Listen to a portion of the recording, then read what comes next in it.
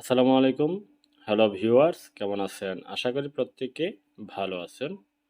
আজ ১৬ই নভেম্বর রোজ মঙ্গলবার করোনার সর্বশেষ আপডেট। গত ২৪ ঘন্টা মোট নমুনা পরীক্ষা করা হয় ১৭,৭০০ জনের। গত ২৪ ঘন্টা মোট শনাক্ত হয় ২৩৪ জন। এখন পর্যন্ত মোট শনাক্ত হয় ১৫,৭২,৭৩৫ জন।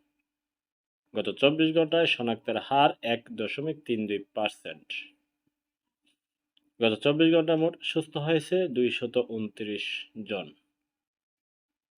এখন পর্যন্ত মোট সুস্থ হয়েছে ১৫,৩৬,৭৪৪ জন। গত ২৪ ঘন্টা মোট মৃত্যুবরণ করে ৪ জন। এখন পর্যন্ত মোট মারা যায় ২৭,৯২৬ জন।